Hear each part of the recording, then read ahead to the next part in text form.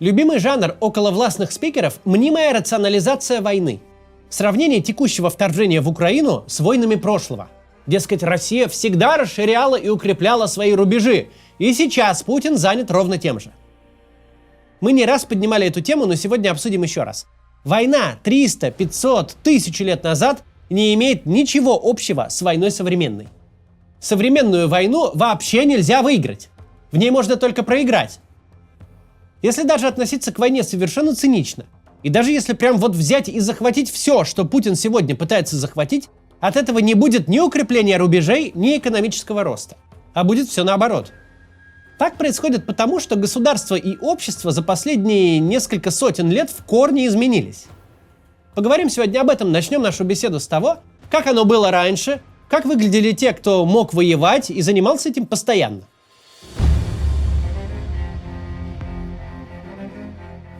Вы наверняка хотя бы раз в жизни обращали внимание, что уголовное правосудие даже 200-летней давности, а уж тем более средневековое, отличалось крайней степенью свирепости. Пытки, членовредительство, казни раздают как флаеры за все подряд. Причем такое происходит по всему миру без относительной степени развития правовой системы.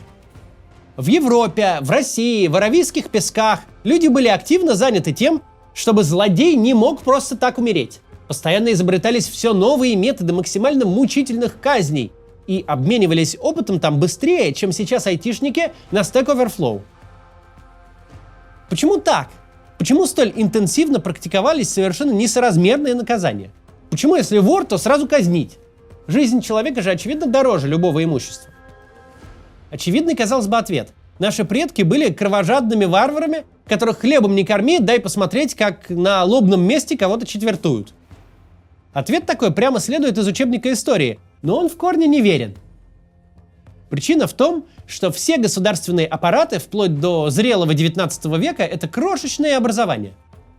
На государство работают даже не проценты, а доли процентов подданных. Никаких правоохранительных органов в нашем современном представлении, когда мы каждый день видим людей в форме, не может существовать в такой структуре общества и экономики в принципе. Не может в каждой деревне сидеть по участковому. Во всех странах за пределами городов, то есть в сельской местности, где жило сильно больше 90% населения, жители сталкивались только с одной государственной институцией, с местной церковью.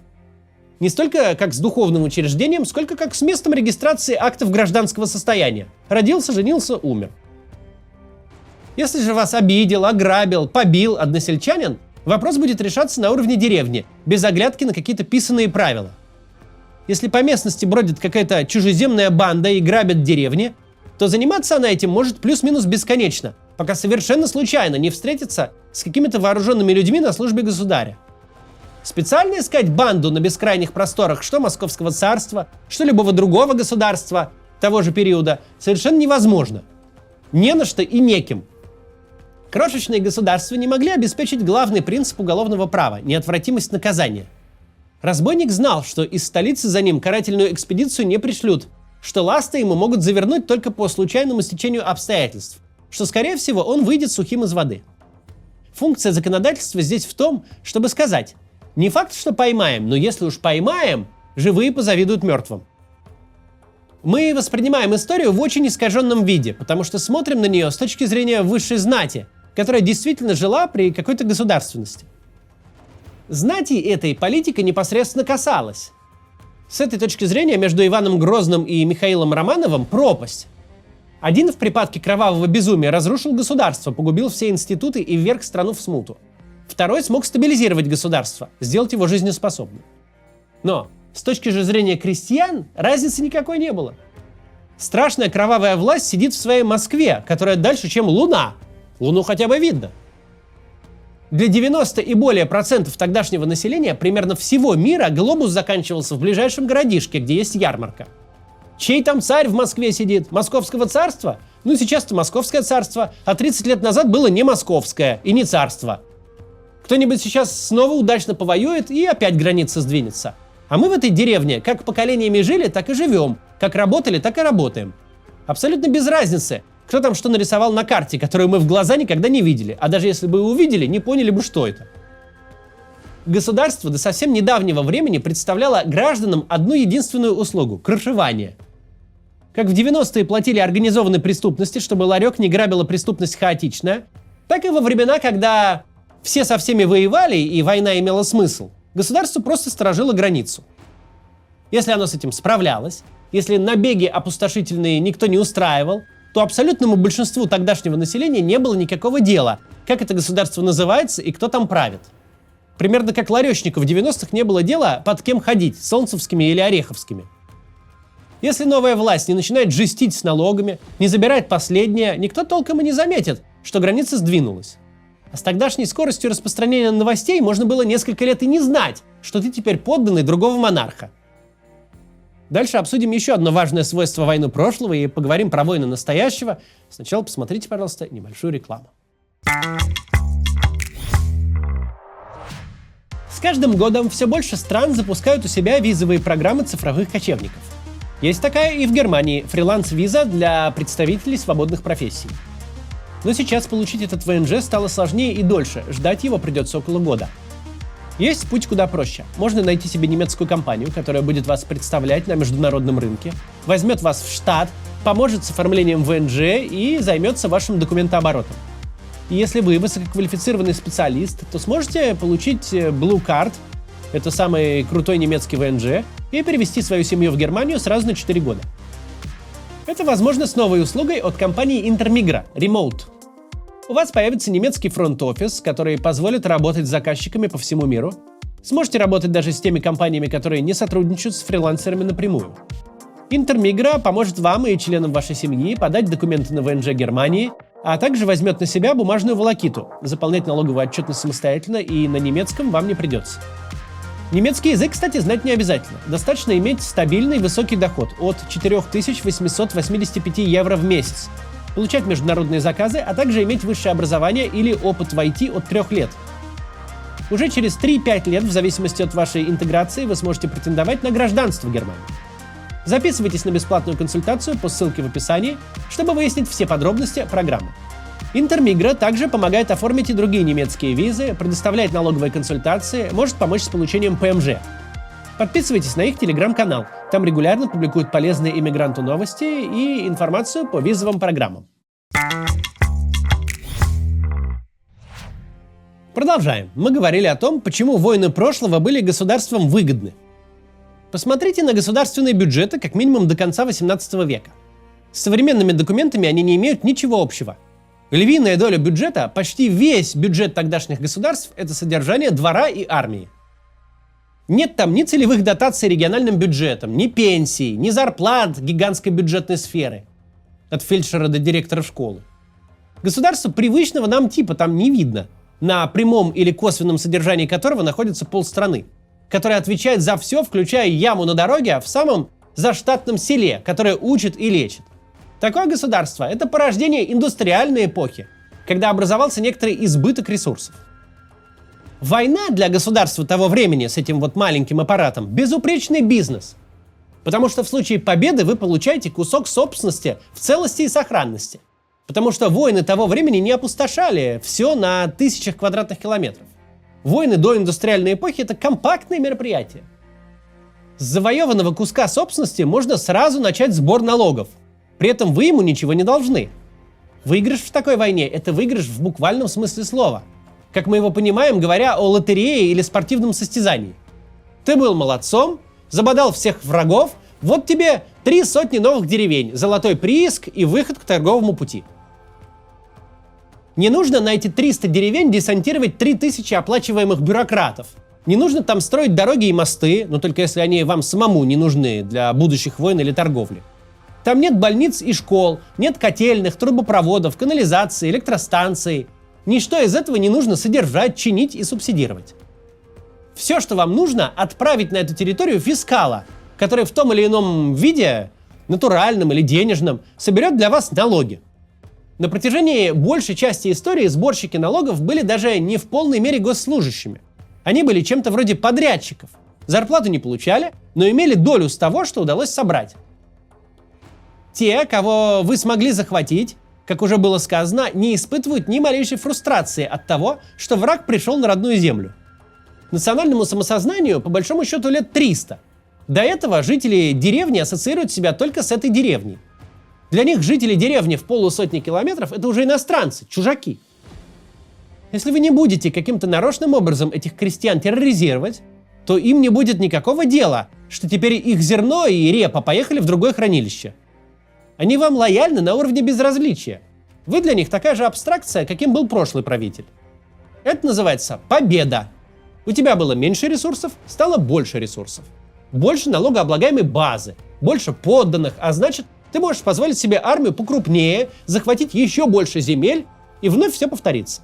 Этот процесс поддерживает сам себя. Чем ты больше, тем больше можешь стать. Совершенно линейный рост. И чем больше ты захватил, тем меньше шансов, что соседи придут завоевывать уже тебя. Потому что ты стал не только больше, но и сильнее и богаче.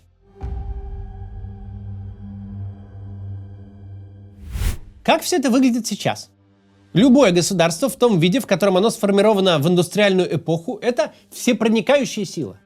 Без государственных институтов, полиции, медицины, образования, судов, современная жизнь становится просто невозможной. Повсеместно в мире основная инфраструктура жизни – дороги, транспорт, электроснабжение, водопровод – частично или полностью находится на государственном содержании. На современное государство накладывается обязанность заботиться обо всех, кто не может помочь себе сам. О детях, о пожилых, об инвалидах, о безработных. Государства есть более или менее социальные, но бросать на произвол судьбы тех, кто не может обеспечить себя куском хлеба, не принято почти нигде. Обретение новой деревни стало означать, что там неизбежно нужно похлопотать самому. Да немало. Что там нужно организовать сельсовет на зарплате и судебный орган в райцентр, посадить участкового, построить школу, открыть фельдшерский пункт, назначить пенсии старикам и пособия младенцам. Так войны потеряли всякий экономический смысл. Потому что вместо прибытка новый кусок земли приносит вам траты. Вы должны распространять туда все атрибуты своего государства, нести расходы по содержанию территории, которая находится в крайне плачевном состоянии. Она, скорее всего, разрушена. Ведь современная война не компактное мероприятие, где несколько тысяч человек от души друг друга режут на удобной поляне, а люди, живущие в сотни километров от нее, могут даже не подозревать о происходящем. Современная война не только убивает людей в промышленных масштабах, она уничтожает экономический смысл территории, который затронула. Заводы, шахты, нефтевышки, гостиницы, рестораны. Все, что могло приносить местным жителям доход, а вам налоги, обращается в руины. В некогда густонаселенных, а иногда и богатых городах случается взрывная депопуляция. Часть людей гибнет, часть сбегает до и во время боевых действий. Еще часть уже после их окончания, потому что жить на руинах под властью оккупационной администрации – такое себе удовольствие. Восстановится ли результат вашей победы – большой вопрос, может никогда и не восстановится. Вполне возможно, что повоевали вы настолько удачно, что минули точку невозврата. Получили себе, например, Бахмут, территорию, где камня на камне не осталось, где даже восстанавливать нечего, и люди в обозримой перспективе туда не вернутся. Причем сбегают в первую очередь самые молодые, активные, образованные, трудоспособные, а остаются те, кому деваться некуда, кто будет от вас получать пенсии и пособия. Причем, получая их, люди будут вас еще и активно ненавидеть, ведь вы оккупант, который разрушил их дом, перебил родственников и знакомых. Мало того, что вам эту территорию надо от и до содержать в ближайший исторический период, но вам на протяжении многих десятилетий придется физически ее сторожить. Местные вам враги. Вы это знаете, они это знают. Мало того, они знают, что вы знаете. При малейшем ослаблении контроля центральной власти местные тут же вспомнят, кто вы такой, и начнется сепаратизм, партизанщина. Ваши чиновники начнут выходить в окна, мосты взрываться, административные здания гореть и так далее. Вы потратите очень много ресурсов.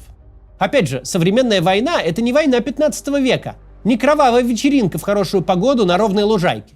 Современная война стоит очень дорого. Российский федеральный бюджет не даст соврать. И за эти деньги, за эти очень большие деньги, в случае, если врага удалось таки забодать, вы получаете кучу проблем, которые не будут решены в обозримом будущем. Да, всю историю человечества война – это естественное состояние. По двум причинам. Во-первых, она приносит вполне осязаемую выгоду. Во-вторых, у тебя особо и выбора-то нет. Либо ты постепенно завоевываешь соседей, становясь сильнее и больше, либо соседи завоюют тебя. Ведь у тебя мало земель и ресурсов, а значит, могущественную армию ты позволить себе не можешь. Существовал еще третий вариант. быть изолированным от всего остального человечества племенем на острове. Такая история, очевидно, не для всех. Нужен остров. Если у тебя есть соседи, столкновение неизбежно. Либо ты за ними придешь, либо они за тобой. Загвоздка в том, что нынешнее человечество не находится в своем естественном состоянии. Жизнь среднестатистического человека изменилась за последние 1,5-2 века больше, чем за всю историю нашего вида до этого, начиная с первых цивилизаций. К нашим дням структура экономики и обществ стала настолько сложной, что захватить что-то осмысленное стало совершенно невозможно. Больше всего денег генерирует не Земля, а в 21 веке даже не производство чего-то физического. В 21 веке больше всего денег генерируют абстрактные сущности, которые вообще нельзя потрогать руками. Сегодня YouTube-канал может генерировать больше денег, чем угольная шахта, а отдельные поп-звезды больше металлургического комбината. Но ни YouTube-канал, ни звезду невозможно забрать себе военным путем. Отсутствие внятных и достижимых целей наделяет современные войны самым ужасным их свойством. В них невозможна победа, а значит нет конца. В войнах прошлого все было предельно ясно. Мы хотим каких-то конкретных, физически достижимых целей. Отжать у соседа такую-то территорию или поглотить соседа целиком. По этим критериям очень быстро становится понятно, получилось что-то или нет. У войн прошлого есть понятные цели, а значит понятный результат – победа или поражение. Сегодняшние войны, если они ведутся хотя бы сравнимыми противниками, по определению не могут закончиться победой в полном военном смысле этого слова. Очевидно, что невозможно в качестве победы выдать тысячи квадратных километров руин. Что как только ты говоришь, мы достигли всего, чего добивались, твое общество и элиты тут же задают вопрос, а мы зачем вообще вот этого добивались? Как только заканчивается война, вместе с ней заканчивается специфическое состояние всеобщего помешательства. Люди оглядываются по сторонам, и им совершенно не по душе то, чего они видят.